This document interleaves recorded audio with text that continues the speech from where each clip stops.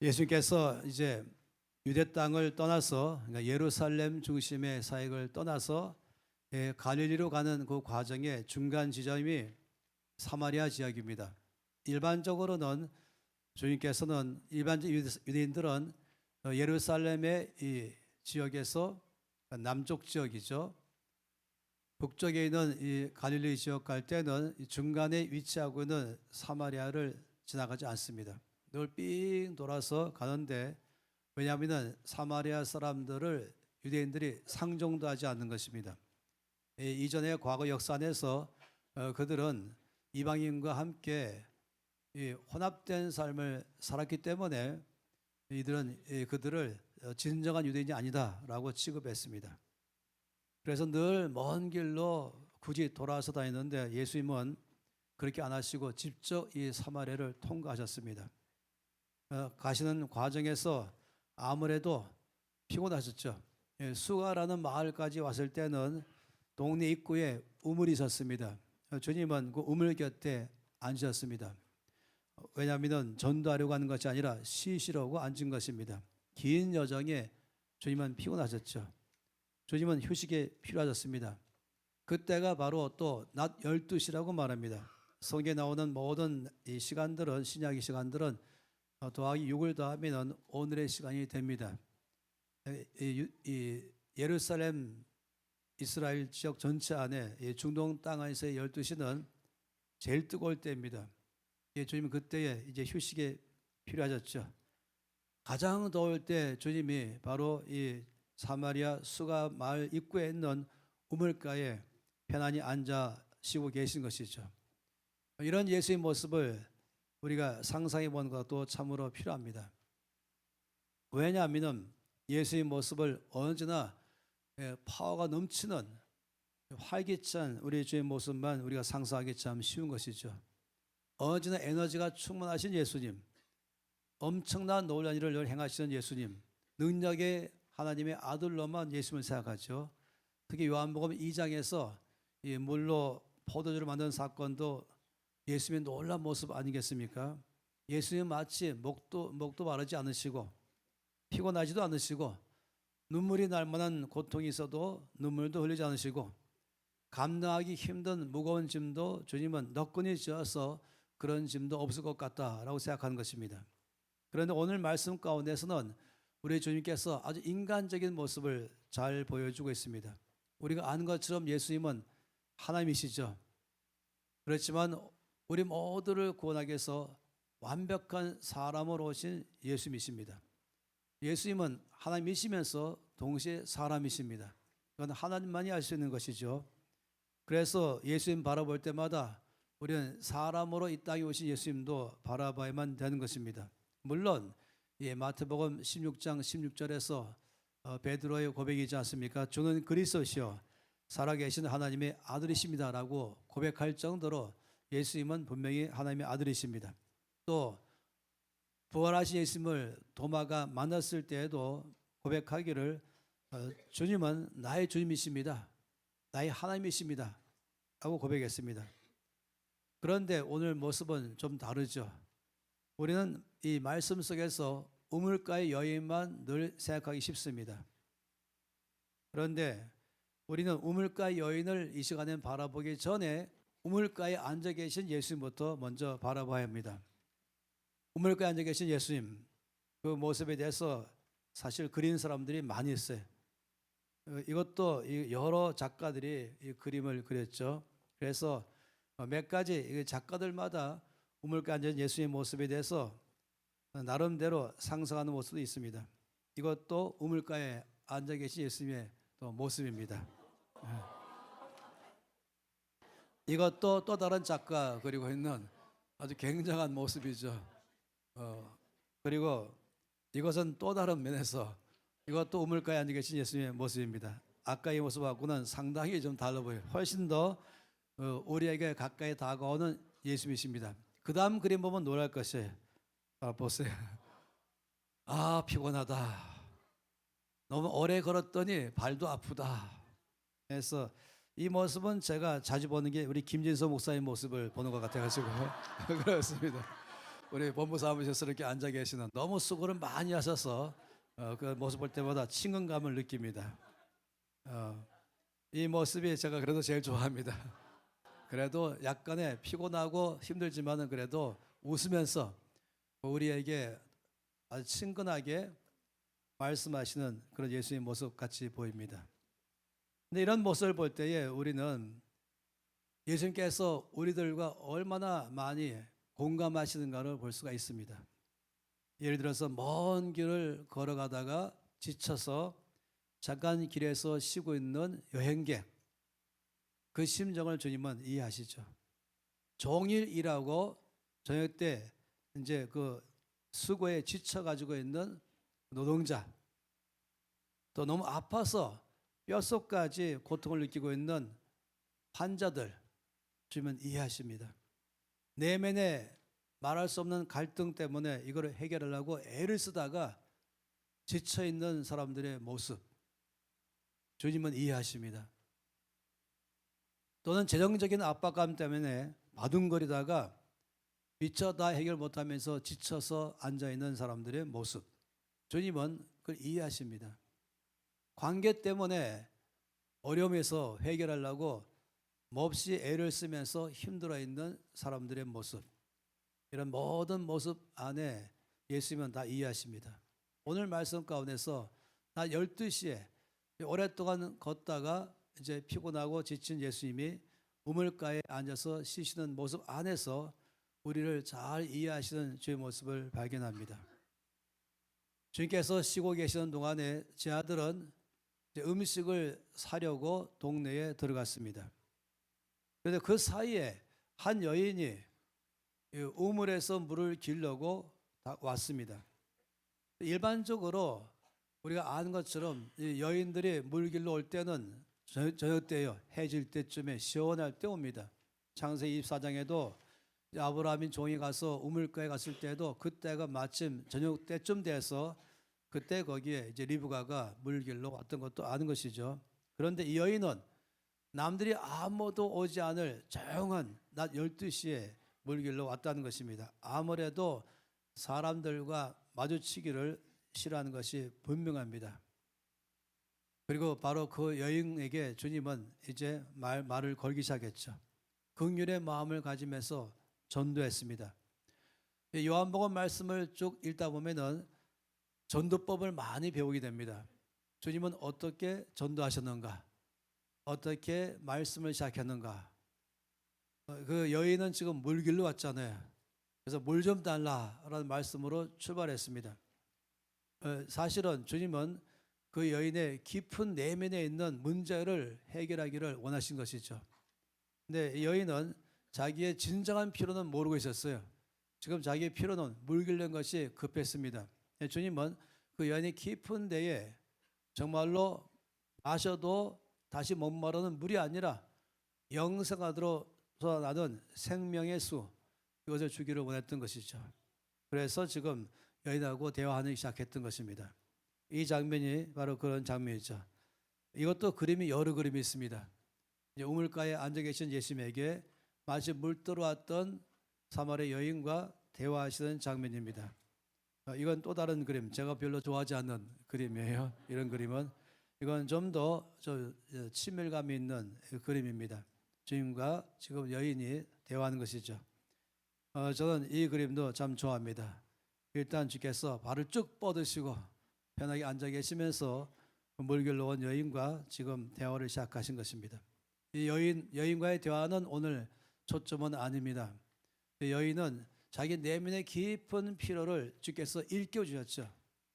그래서 이 물을 마시는 것보다 자기는 사실상 깊은 곳에 늘 갈증이 있었으면, 마음속 깊은 곳에서 있는 것, 이건 아무도 해결하지 못할 거야 하기 때문에 이제 체념하고 거의 이것은 아무도 내 문제를 해결할 수 없을 거야 하다 보니까 아예 이것을 깊이 놓는 바람에 자기도 어느 순간에 자기 필요를 잊어버릴 수가 있는 것입니다. 우리도 그렇게 살기가 참 쉬운 것이죠. 그런데 주님은 그 속 깊이 지금 이제 그 잊을 만큼 많이 필요하지만 잊어버릴 만한 걸 끄집어내셔서 그 여인의 진정한 필요를 주님은 그날 다 채워줬습니다. 여인은 너무 놀랬죠. 나의 깊은 문제를 아시는 주님, 그리고 그 깊은 문제를 그날 해결해 주신 예수님을 만난 것입니다. 너무너무 놀라서 아예 물동이도 던져버리고 그는 마을로 달려갔습니다. 늘 만나기를 꺼려하며 늘 이렇게 숨어있기를 잘했던 여인이지만 이제는 가서 나는 지금 메시아를 만났습니다. 나의 근본적인 문제를 예수님은 다 해결해 줬습니다 하면서 그는 너무 기쁘게 말했습니다. 그 바람에 여인을 너무 잘 아는 이 동네 사람들이 그 말을 들으면서 그분이 누군지를, 그 메시아를 만나고자 몽땅 다 전부 이 뜨거운 12시에 우물가로 몰리기 시작했습니다. 근데 그 사이에 제 아들이 와 있었죠. 여인과 대화의 끝물렸을 때 음식을 산 제 아들이 이제 예수님에게 왔습니다. 그리고는 대화 중이라 아무 말도 못하고 있다가 이 여인이 떠나니까 이제 제 아들이 예수님에게 말씀하셨죠. 식사를 하세요라고 말씀한 것입니다. 4장 31절 말씀 가운데서 이제 그 사이에 제 아들이 청했습니다. 랍비요 잡수어서, 우리 김영하 사님의 용어로 말하는 스승님 식사하세요라고 말한 것입니다. 그런데 예수님께서 답변이 참으로 놀랬죠. 32절 말씀에 말씀하기를 내게는 너희가 알지 못하는 먹을 양식이 있다. 이러니까 제 아들이 의아했습니다. 그래서 33절에 제 아들끼리 말하기를 누가 우리 스님께 벌써 잡수실 것을 갖다 드렸는가 보다. 주님께서 이미 배가 부르다 이 말씀인 것이, 너희가 가까운 음식 안 먹어도 난 이미 배가 부르다. 왜냐하면 너희가 알지 못하는 먹을 양식이 있다라고 하시기 때문에 그 양식을 누가 이미 주셨는가 하는 것입니다. 주님께서 말씀하시기를 너희가 알지 못하는 먹을 양식이 있다라고 말한 것입니다. 그래서 오늘 말씀의 출발점에 우리 모두가 다 똑같이 우리에게도 우리가 알지 못하는, 우리에게 알려지지 않은 주님이 드신 그 먹을 양식 우리도 알려주십시오. 우리도 그 양식을 먹고 싶습니다. 예수님이 드시는 양식, 저도 그 양식을 먹고 싶습니다. 이것이 우리가 갖고 있는 오늘 이 시간에 관심인 것이, 주님 말씀하기를 하셨죠. 4장 34절에 그 양식이 무엇인가를 말씀했습니다. 나의 양식은 나를 보내신 이의 뜻을 행하며 그의 일을 온전히 이루는 이것이다. 이 4장 34절의 이 주의 말씀은 충격적입니다. 나의 양식은 나를 보내신 이의 뜻을 행하며 그의 일을 온전히 이루는 이것이 바로 나의 양식이다 라고 말씀했습니다. 주님의 양식은 주의 뜻을 알고 뜻을 행해서 그 뜻을 이루는 것, 이것을 말씀한 것이죠. 그래서 저는 이 주의 양식의 특징을 보면서 세 가지의 특징이 있는 것을 보게 되는 것이에요. 첫 번째 양식의 특징은 나를 보내신 이가 있다는 것을 아는 것이 첫 번째 양식을 먹을 수 있는 출발점이죠. 예수님은 자기가 누군지를 너무 잘 아셨습니다. 어디서 오시는지도 너무 잘 아십니다. 그래서 요한복음에는 40번 이상이나 나를 보내신 이라는 말씀을 반복적으로 말씀했습니다. 이 세상에 나를 보내셨기 때문에 내가 지금 여기 와 있다. 이것을 주님은 아신 것이죠. 이 사실을 아는 게 너무너무 중요합니다. 어떤 사람들은 자기가 어디서부터 왔는지를 모릅니다. 또 앞으로 어디로 가야 할지도 모르는 것입니다. 그렇다면 그런 사람의 특징은 지금 여기 내가 왜 있는지도 모르는 것입니다. 그러다 보니까 목표도 확실하지 않고 비전도 없고 열정도 없고, 그런 사람의 특징은 수시로 흔들립니다.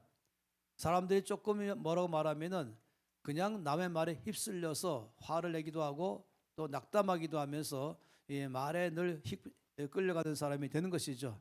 또는 환경에 의해서 쉽게 요동하기 시작하는 것입니다.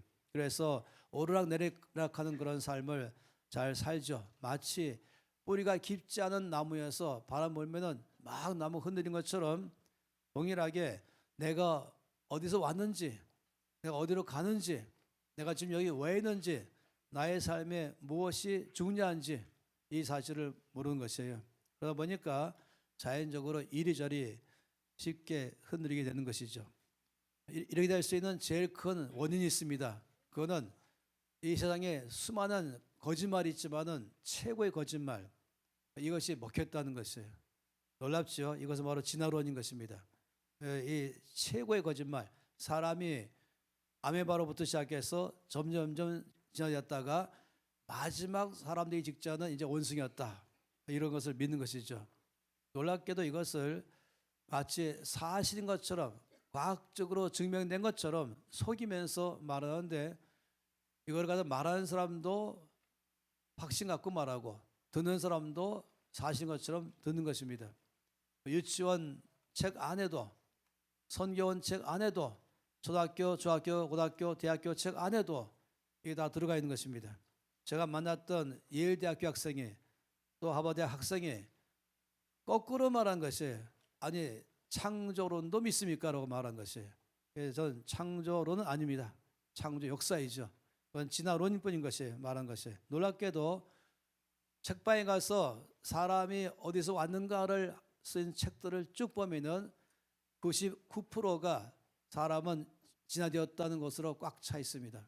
저 책방 구석에 1% 정도의 책이 하나님이 창조하셨다는 책이 거기에 종교서적이라는 걸로, 종교라는 것으로 따로 때려오죠. 일반 누구나 알 수 있는 일반적 서적이 아니라고 말하면서 이건 종교인만 보는 것입니다. 그렇지 않들은 이런 식으로 믿고 있습니다. 이런 식으로 취급하는 것이에요. 이거는 당신의 믿음입니다. 당신의 종교죠. 사실이 아닙니다. 이렇게 하는 것이 이 진화론인 것이에요. 참 놀라운 것이죠. 마치 이 건물 전체가, 제가 여러 번 보고 말하기를, 여러분이 저한테 처음 이 건물을 봤다고 예상해 보십시다. 여러분 처음 왔어요. 이 건물을 보면서 놀랬죠. 바깥에 보면서 놀라고, 이 건물에 갖고 있는 디자인과 색깔과 또 이 아름다움을 보면 놀랄 것이에요. 또 이렇게 본당에 이 비전을 들어오면 또 놀라죠. 그리고 저한테 물어보죠. 이건 누가 지었습니까? 근데 제가, 아니요, 이것은 누가 지은 것이 아니라 갑자기 뻥 하면서 어느 날 생겨났습니다. 이렇게 말하면 여러분 믿을 사람이 아무도 없죠. 아마 저보고 너무 기가 막혀서, 거짓말 중에 거의 정신병자 하는 말 아니겠는가. 아니 이 건물이 그냥 갑자기 뻥 터져서 나왔다고요? 제가 혹시 여러분의 집에 대해서, 여러분 살고 있는 집은 누가 지었습니까? 할 때 여러분, 난 모르겠어요, 그냥 와봤더니 이미 뻥 하면서 나왔어요, 이렇게 말한다면, 여러분 차를 타고 왔죠. 그 차는 어떻게 생겼을까 물어보니까 여러분은 모르겠어요, 그냥 갑자기 생겼어요. 여러분 그런 확률은 100만 분의 1도 아니고 100억 분의 1도 아니고 0%예요. 빵%. 집이 그냥 뻥 터져 나오는 것 빵%예요. 차가 그냥 뻥에 나오는 것 빵%예요. 이런 집과 사람보다 훨씬 더 가장 정교한 사람이 어떻게 나왔는가? 그냥 뻥 나왔습니다. 이거는 정말 거짓말 중에 거짓말이죠. 이 건물은 디자인을 하고 설계를 뜨고 설계를 가지고 건축을 해서 그래 지어진 것입니다. 그러니 누가 처음에 아이디어를 냈는지 다 알죠. 그걸 누가 그걸 설계로 만들어냈는지를 다 알죠. 그 설계를 따라 도면 따라서 지은 자가 누군지가 다 확실하죠. 100% 확실하죠. 집도 마찬가지고 차도 마찬가지고 모든 것 다 마찬가지인 것입니다. 그런데 사람을 이상하게 생각하는 것이에요. 여러분 사람은 하나님이 지어서 이 땅에 보내서 온 것입니다. 나는 어디서 왔는가 말한다면, 나는 하나님이 지어서 이 땅에 보내셔서 왔다. 이것이 사실이죠. 건물이 설계를 뜬 사람이 있고 건축한 사람이 있는 게 사실인 것보다 더 명백한 사실은 하나님이 나를 지었다는 것이 그것인 것입니다. 그러니 중요한 게 뭐냐면은, 주님의 양식을 먹기 시작하려면은 그것은 내가 보내심 받은 자라는 사실을 알 때부터 가능합니다. 내가 여기 왜 있는가, 어떻게 여기 와 있는가를 말할 때는 하나님이 지으시고 사명을 주어서 이 세상에 나를 보내셨습니다. 이 가장 중요한 사실을 알 때부터 양식 먹을 수 있는 준비가 되는 것이에요. 나는 하나님이 보내셔서 여기 와 앉아 있습니다. 그리고 나는 사명 갖고 와 있습니다. 마치 대사를 다른 나라를 보내면은 그는 그 나라의 모든 것을 가지고 사명 가지고 그 다른 나라에 보내심 받은 나라에서 살아가는 것이죠. 그러면서 대사는 나는 나를 보내신 나라가 있습니다. 난 나를 보내신 나라의 대사로 이 땅에 와 있습니다. 미국의 한국 대사 그러면은 나는 한국에서부터 왔습니다. 한국이 나에게 사명을 줘서 보냈기 때문에 난 지금 미국에 와 있습니다. 나의 여기 사는 목적은 명확합니다. 나만 쇼핑하면서 관광하면서 할 일 없이 사는 것이 아니라 나는 사명 갖고 와 있습니다. 이건 누구나 말하는 대사라는 뜻인 것입니다. 마찬가지로 저와 여러분 가운데서 명확한 사실은 나는 보내심을 받은 사람입니다. 이 사실을 아는 것, 여기서부터 저의 양식의 특징을 우리가 발견하는 것입니다. 그래야만 되는 것이죠. 이것이 너무나 중요합니다. 예수님은 보내심을 받았다는 것을 알고 그 뜻을 알 때부터 주님은 힘이 막 솟아났어요. 힘이 나오는 것이, 사람이 힘이 없다는 것과 힘이 있다는 것의 특징은 힘이 없을 때는 쓰러집니다. 조그만 어려움은 넘어집니다. 힘 있는 사람은 안 넘어지는 것이 힘이기 때문에 양식을 안 먹으면 힘이 없습니다. 양식을 먹으면 힘이 있는 것이죠. 바로 주님의 양식, 나를 보내셨다는 것을 알고 그 뜻을 따라서 사는 사람은 힘이 있는 것이에요. 거기에 나의 즐거움이 있고 거기에 나의 기쁨이 있고 거기에 나의 보람이 있는 것입니다. 그렇기 때문에 용기가 생기는 것입니다. 나는 보내심 받은 사람입니다 라는 아는 순간에 이것이 바로 나의 양식이 되기 시작하는 것이에요.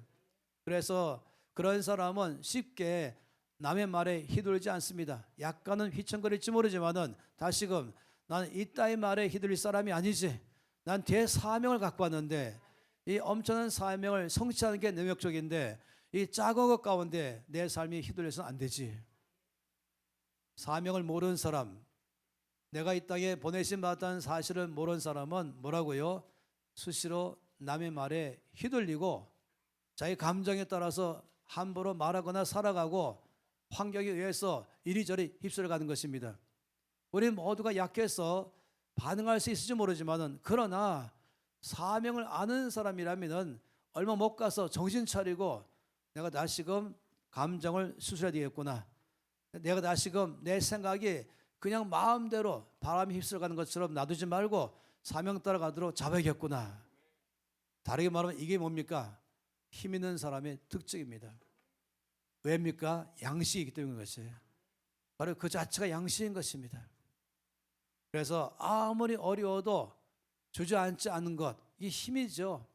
돌파할 수 있는 능력, 이게 힘이죠. 환경이 어렵다 할지라도 낙심하지 않고 다시 오뚜기처럼 7.8기로 일어날 수 있는 것, 힘이기 때문에 그런 것입니다. 바로 양식을 먹은 사람의 특징을 말한 것입니다.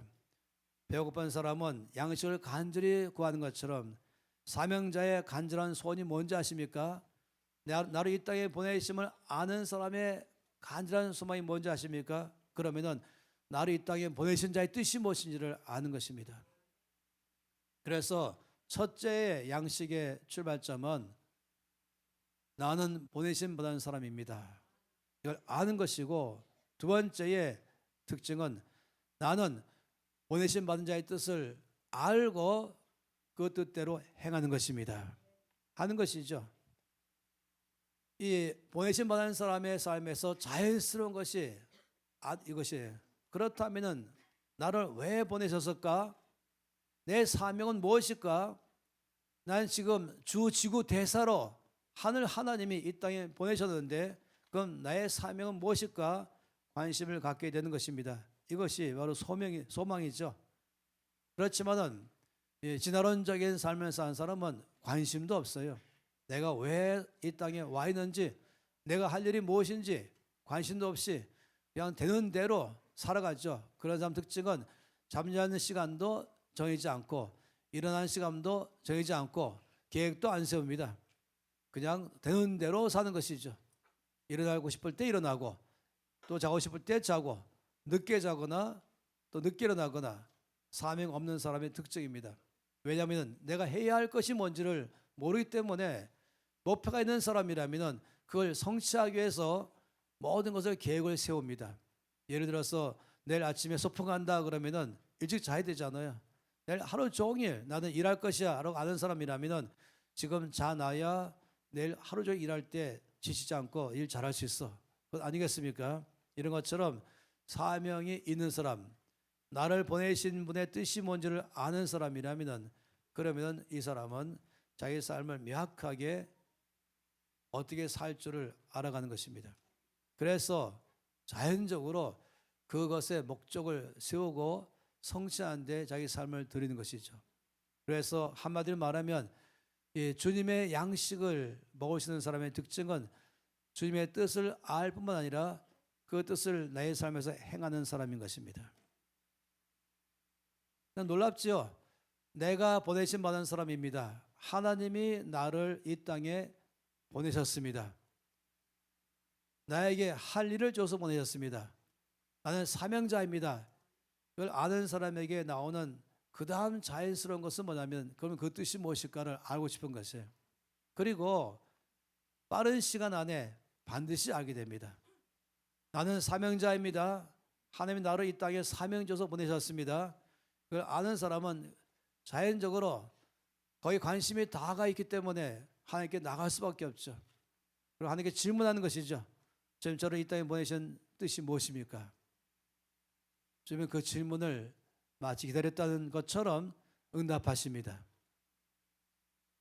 하나님의 음성을 듣느냐 못 듣느냐 그게 문제가 아닌 것이에요. 어떤 방법을 아느냐 모르냐 문제가 아닌 것이에요.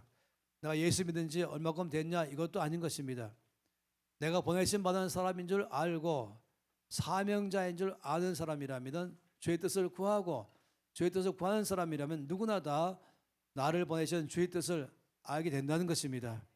요한복음 7장 17절 말씀에 우리 주께서 말씀하셨어요. 사람이 하나님의 뜻을 행하려 하면 이 교훈이 하나님께로부터 왔는지 내가 스스로 말한 것인지 알 것이다. 다시 말하면 그 마음에서부터 나는 주님의 뜻을 뭔지 알고 그 뜻대로 살기를 원합니다 한다면 반드시 주의 뜻이 뭔지를 알게 된다는 것입니다. 이것은 놀라운 원칙이죠. 나를 향하여서 가지신 주님의 뜻, 나를 사명자로 보내신 주의 뜻을 대해서 뭔지를 알기를 바라는 사람이라면 반드시 주께서 그에게 알려주셔서 그 뜻대로 살도록 만들어 주시는 것입니다. 예수님의 시간표는 전적으로 보내신 이의 뜻을 행하는 것에 맞춰져 있습니다. 주님은 자기 자신의 뜻을 따라 살지 않기로 이미 결정한 것이죠. 사명자는 자기 뜻대로 사는 사람이 아닙니다. 보내신 자의 뜻을 따라 사는 게 당연합니다. 자기가 원하는 것 기꺼이 십자가 앞에 내려놓을 줄 압니다. 자기가 아무리 원해도 이것을 주 앞에서 포기할 줄 아는 것입니다.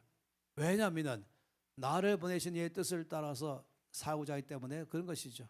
올림픽에서 금메달을 따기로 목적을 세운 사람이라면 되는 대로 음식 먹지 않죠. 되는 대로 몸을 갖다가 함부로 내놓지 않죠. 이 금메달을 목표로 하는 사람이라면 자기의 모든 몸을 연단시켜서 훈련시켜서 그 목적을 이루도록 모든 걸 절제합니다. 노라고 말할 줄 아는 것이에요. 친구가 아무리 만나고 싶어 한다 할지라도 아니요 라고 말하면서 난 지금 목표가 있기 때문에 그 목적 달성 위해서는 지금 내가 그걸 위해서 내 스케줄을 맞춰야 합니다. 음식도 맞춰야 합니다. 시간표도 맞춰야 합니다. 그리고 이걸 위해서 나는 열심히 일해서 그걸 성취하고자 합니다 하는 거 아니겠습니까? 그러니 사명자의 삶은 자기의 뜻을 내려놓을 줄 아는 것이에요. 자기 원하는 대로 살지 않습니다. 생각나는 대로 말하지 않습니다. 늘 주의 뜻이 무엇인가에 대해서 관심 가지고 그 뜻에 자기 모든 삶을 거기에 맞추기 시작하는 것이죠. 그래서 마틴 루터는 이걸 말하기를 노예적 자유의지라고 말했어요. 자유의지는 다 있어요. 우리가 결정할 수 있는 의지가 다 하나님 주셨습니다. 하나님 우리 가운데 로봇으로 만들지 않았어요. 저에게 단추만 쭉 늘리면 바로 손 들고 발이 움직이고 입이 말하면서 하는 그런 사람이 아니라 우리 스스로 결정할 수 있는, 우리 스스로 이해할 수 있는 능력, 알 수 있는 능력, 또 결정할 수 있는 능력, 행동하는 능력이 내 안에 있는 것이 그게 의지라고 하면 자유의지인 것입니다. 그런데 그 자유의지를 가지고 내가 원하는 대로 살아가는 사람이 있는가 하면은, 내가 원하는 대로 결정하는 것이 있는가 하면은, 사명자라면은 하나님이 나를 보내신 그 뜻에 따라서 살기로 결정하는 것입니다. 그래서 저는 그 말을 참 좋아합니다. 노예적 자유의지라는 말을 좋아하는 것입니다. 내 의지를 가지고 주의 사명을 성취하는데 내가 초점 맞추겠습니다. 내가 예라고 말하는 이유는 나를 보내신 그 뜻을 성취하기 위해서 예하는 것입니다. 내가 아니오라고 말한 이유는 내가 이 땅에 보내신 사명을 성취하는데 방해되기 때문에 아니오라고 말합니다. 내가 그 감정도 제멋대로 감정이 막 바람에 끌려가도록 놔두지 않고 내 감정을 붙잡아서 하나님의 뜻에 맞추는 것이에요. 마치 막 움직이는 가서 붙잡아와서 넌 여기 있어야 돼 라고 말한 것처럼 내 감정을 잡아서 너는 주께 순복해야 돼. 그래서 막 감정이 제멋대로 움직이는 감정이잖아요. 잡을 줄 알아야 되죠. 어떤 사람 몸도 제멋대로 해요. 제멋대로 움직이는 몸이 있다면 딱 잡아서 내 몸에게 명령하기를, 너의 몸아 너는 함부로 움직이지 마, 함부로 행동하지 마, 너는 주님의 뜻을 성취하는 데에 내 몸을 써야만 돼. 이것이 바로 나의 의지인 것이에요. 그런 삶을 사는 것이죠. 사명자는 자연적으로 나를 이 땅에 보내신 그 사명을 알고 그 사명 성취하는 데에 자기의 삶을 전적으로 드릴 줄 압니다. 헌신할 줄 압니다. 그리고 그 뜻을 따라 살아갈 때에 비로소 만족합니다. 행복을 갖기 시작하는 것이에요. 그럴 때 거기에 힘이 있는 것입니다. 왜냐하면 주께서 말씀하시는 나의 양식은 나를 보내신 이의 뜻을 행하는 것이다. 음식 먹는 것 먹어서 힘이 있는 것처럼 나를 보내신 이의 뜻을 따라서 살아갈 때 이것 자체가 나의 양식인 것이에요. 이것 자체가 나의 힘인 것입니다. 이것에 의해서 만족하는 것이에요. 주께서 나에게 말씀하신 그 사명을 하나씩 이룰 때마다 밥 먹은 것 이상으로 마음이 따뜻해지고 힘도 막 생기고 에너지가 막 나오면서 살아가는 것이죠. 제 아들이 누가 우리 예수님께 잡수실 것을 드렸을까라고 수군거렸죠. 그래서 사실 주님은 점심도 식사를 안 하셨죠. 그런데 주님은 점심 먹을 것을 잊어버리셨어요.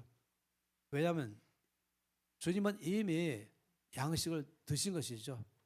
그날 바로 잃어버린 한 사람에게 그에게 주님을 만날 수 있는 그를 하신 것, 이것이 바로 주의 뜻인 것입니다. 양 100마리 있는 목자가 이제 저녁 때쯤 돼서 자기 양들을 다 양 우리 넣으면서 한 마리씩 이제 세잖아요. 그런데 그 중에 99마리만 있고 한 마리가 안 보이는 것이에요. 그러면 이 목자는 99마리 양을 다 놓고 이제 양 우리 문 닫은 다음에 찾기 시작하죠. 산으로 들러 골짜기로 말입니다. 지난번에 이제 베들레헴에 갔을 때에 우리 주님께서 계시던 곳, 또 이제 다윗이 양을 쳤던 곳 보면서 놀랐습니다. 이렇게 아래를 쳐다보면은 아찔아찔해서 자칫하면 떨어졌다 그러면 잠깐 생각해서 이거 여기서 굴렀다. 그러면 사망이에요. 즉각적인 사망. 그런데 거기에 양들이 다니고 그리고 목자가 그 양들을 쫓아가는 것입니다. 그래서 이제 우리가 그런 그림도 있잖아요. 이 골짜기 아래에 딱 걸려서 오도 가도 못하는 이 양을 목자가 이 지팡이 끝으로 목을 매가지고 끌어올린 다음에 어떻게 하겠어요? 목에다가 딱 걸고 집으로 가는 것이죠.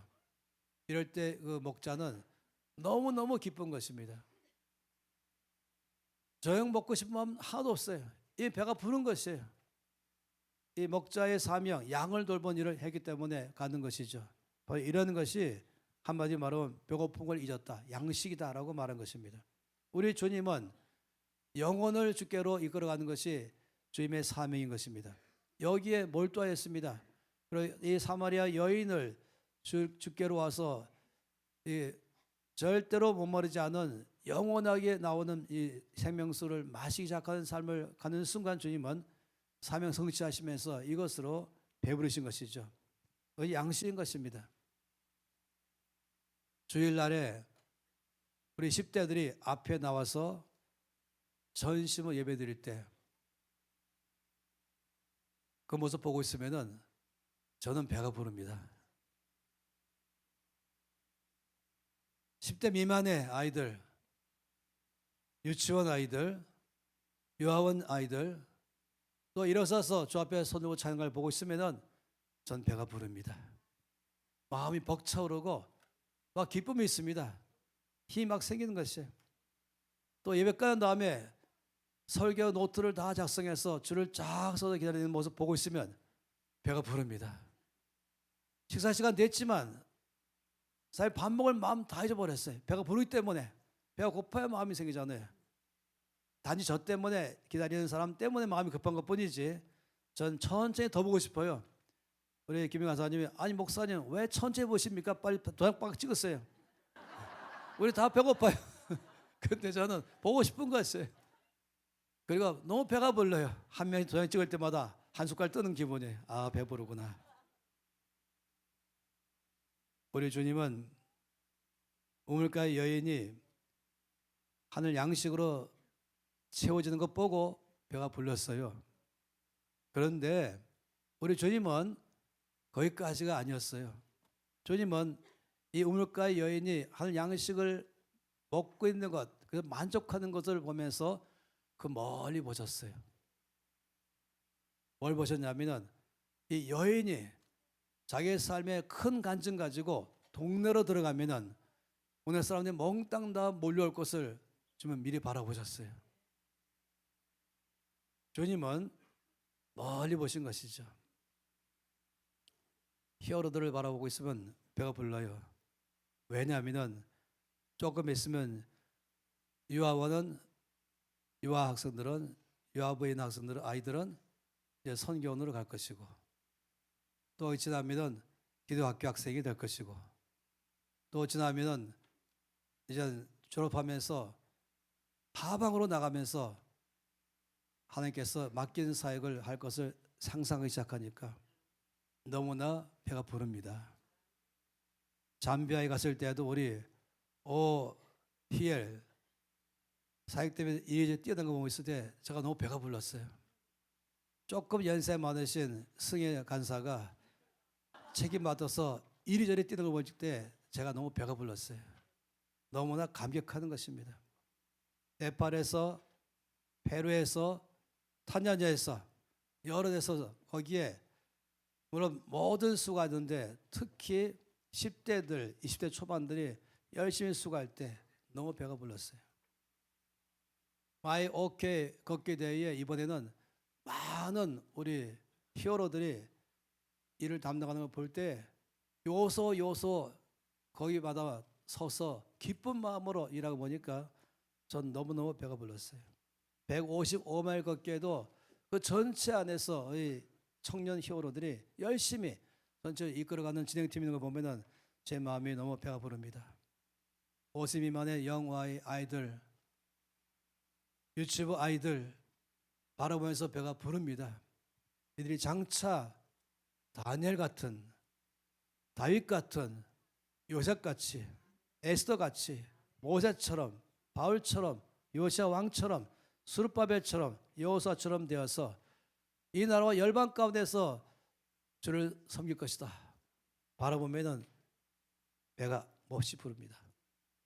우물가의 여인을 보면서 여인 통해서 마을 전체가 주께로 오는 것을 바라보면서 배가 부르신 주님처럼 말입니다. 이것이 바로 주님의 양식인 것입니다. 주님은 아이들을 보면서 배가 부르신 것이에요. 주를 전심으로 예배하는 아이들을 보면서 배가 부른 것이에요. 그리고 조금씩 이제 사역에 참여하면서 국내 안에서 해외에서 간사로서 사역하고 있는 청년 히어로 보면은 주님은 배가 부르십니다. 주님 말씀하기를 나 배가 부르다 그러면 누가 식사를 갖다 드렸어요 한다면 너희가 알지 못하는 나의 양식이 따로 있다. 이게 바로 양식이죠. 그러니 저 양식에 갖고 있는 특징은 이제 세 번째 보는 것은 보내신 이의 뜻을 행할 뿐만 아니라 그 뜻을 온전히 다 성취하는 것, 이것이 주님의 양식입니다. 요한복음 4장 34절에 다시금 본다면 나의 양식은 나를 보내신 이의 뜻을 알고 뜻을 행하고 그 일을 온전히 이루는 것, 이것이 나의 양식이다. 하나님이 나를 보내신 것을 알면 그 뜻이 뭔지를 알고 싶고 그 뜻을 알게 되면은 그 뜻을 또한 행하고자 시간을 다 들이면서 애를 쓰는 것이죠. 그리고는 끝까지 완전하게 다 완전 마칠 때까지 온전히 이루기를 바라는 것, 이것이 또한 양식 아니겠습니까? 그래서 결과는 무엇입니까? 내가 다 했다는 것이 아니라 아버지께서 내가 한 모든 것 때문에 영광 받으실 것이다. 이것이 바로 예수님의 양식이었습니다. 요한복음 12장 4절 말씀에 주님의 총결산서의 고백이 있죠. 아버지께서 내게 하라고 주신 일을 내가 이루어 아버지를 이 세상에서 영화롭게 하였습니다. 이거 예수님의 양식이었습니다. 예수님은 음식 먹는 것에서 배부른 것이 아니라 아버지가 영광 많은 것 때문에 배가 부르신 것입니다. 이것은 꼭 목사가 되라고 말하는 건 아니죠. 꼭 선교사가 되어야만 하는 건 아니죠. 카페에서 바리스타로 일하든지 식당에서 종업원으로 일하든지 작은 회사든 큰 회사든지 회사원으로 일하든지 아니면 지금은 학교에서 공부하는 학생이든지 아니면 학교에 교사로 있든지 시장이나 카페나 식당이나 공무원이나 회사원이나 교회 사역자나 아니면 선교사나 어디나 나를 부르신 것을 알고 이것이 나의 사명입니다라고 알고서 거기서 이것을 성취하면서 아버지 뜻을 나는 이 사명을 통해서 이루겠습니다.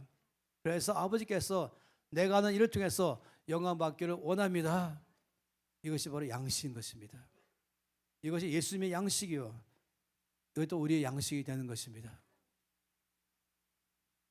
요한복음 4장 35절에 주께서 말씀했습니다. 너희는 넉 달이 지나야 추수할 때가 이르겠다 하지 않느냐. 그러나 나는 너희에게 이르노니 눈을 들어 밭을 보라. 휘어져 추수하게 되었다. 다시 말하면 지금은 때가 아닙니다 라고 말하지 말라는 것입니다. 지금은 아직 추수할 때가 아닙니다 라고 변명하지 말라는 것입니다. 주님은 지금이 바로 추수할 때다 라고 말씀을 하는 것이에요. 이 그림 여러분 아시죠? 이 그림 제가 아까 우리 정유진 형제 만나면서 유진아 나이키의 구호가 뭔지 아냐? 바로 Just do it. 이게 바로 나이키가 이것 때문에 망해가다가 일어나서 아주 크게 성공했어요. Just do it. 바로 지금 시작해라. 지금 바로 시작하라. 이런 것이에요. 바로 주님 말씀이 이것이죠. 4개월 후에 하지 말고 Just do it. 아버지 뜻을 알았냐? 그렇다면 바로 지금부터 하라 하는 것이에요. 아버지 4개월 후에 하겠습니다. 지금은 제가 좀 몸이 아파서 지금은 제가 시간이 없어서 이것저것 할 일이 많아서 주님 말씀 아니 핑계대지 말고 변명하지 말고 지금 바로 하라.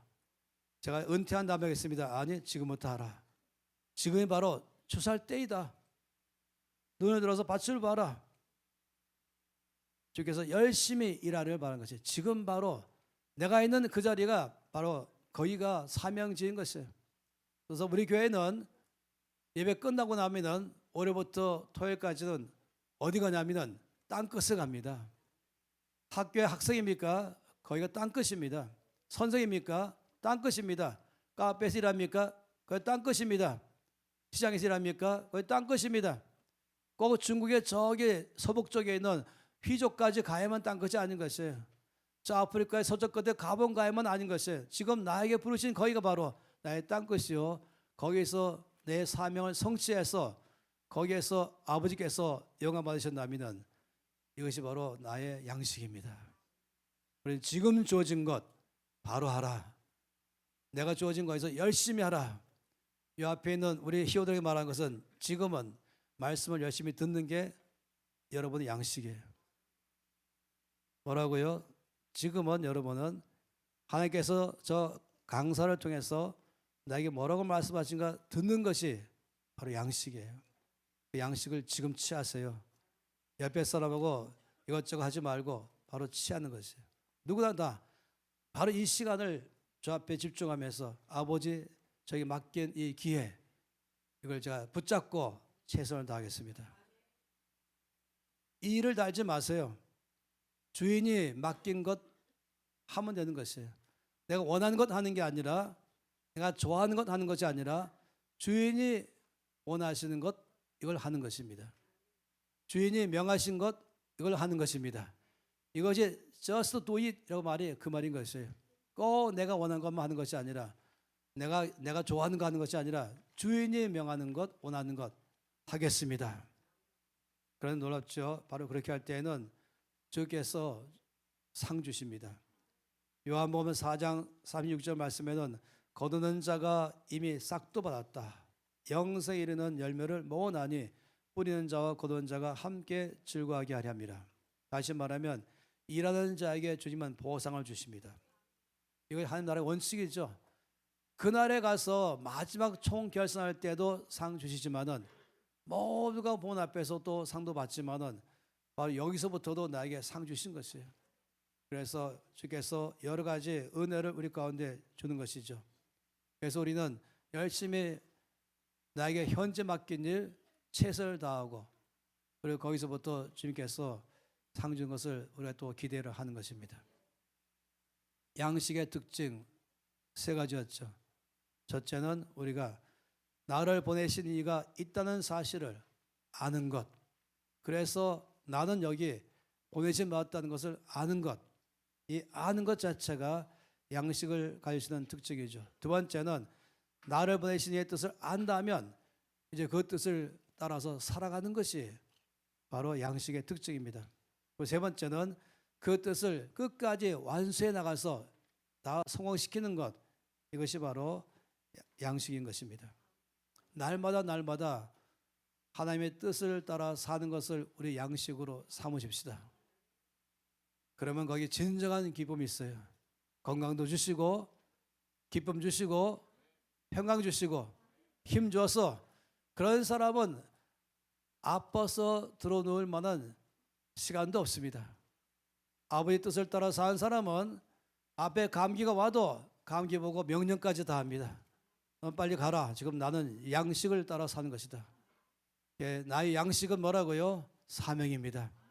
아침 메뉴가 미역국이 아니고 그냥 미션, 양식이 나의 메뉴인 거지. 정신 메뉴는 볶음밥이 아니고 바로 아버지 뜻이 나의 정신 메뉴입니다.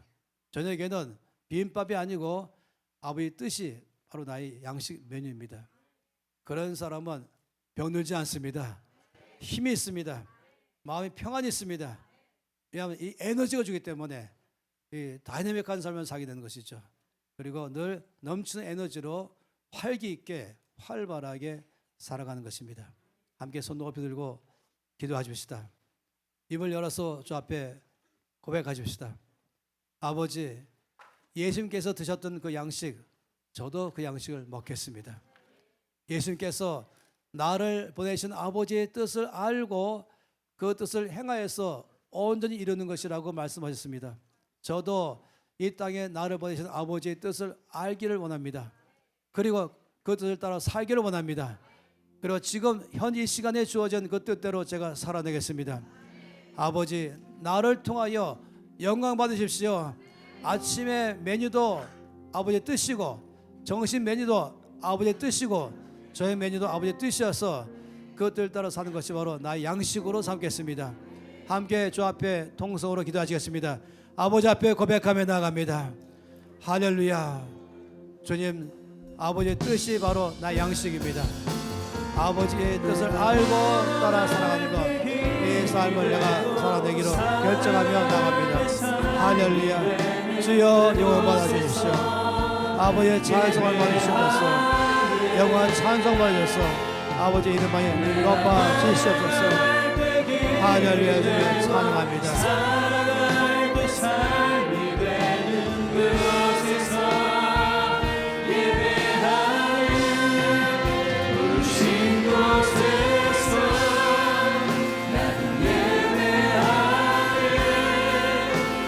상황에도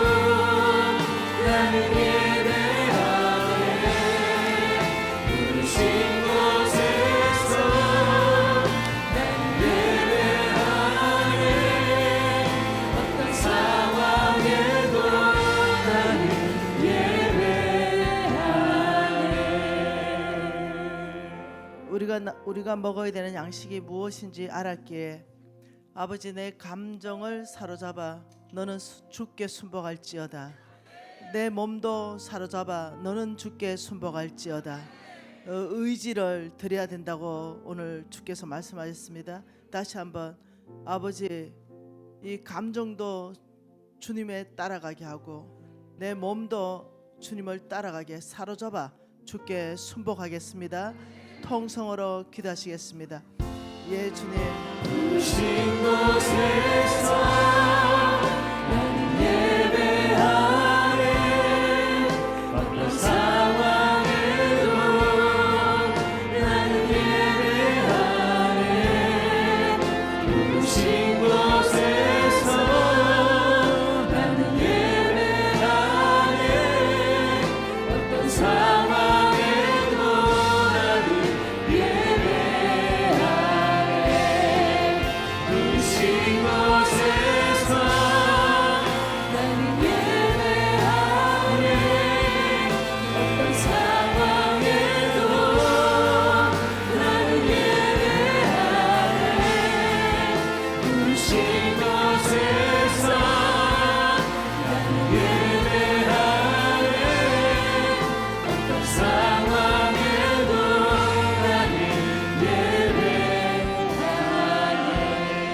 나는 아버지 예수님의 제자로 살기를 원합니다. 우물가에 그 여인이 주님을 만났을 때 그 모든 근본적인 문제가 다 해결된 것처럼 아버지 우리도 아버지 각 사람들 안에 그 근본적인 문제를 해결해 주는 바로 그 자리에 있기를 원합니다. 온전히 주께서 맡기신 이 일을 아버지 이루어서 하나님만 영광 받으시게 하는 것 아버지 그 고백 우리가 삶의 총결산서로 주께 드리기를 원합니다. 예수님 이름으로 기도합니다.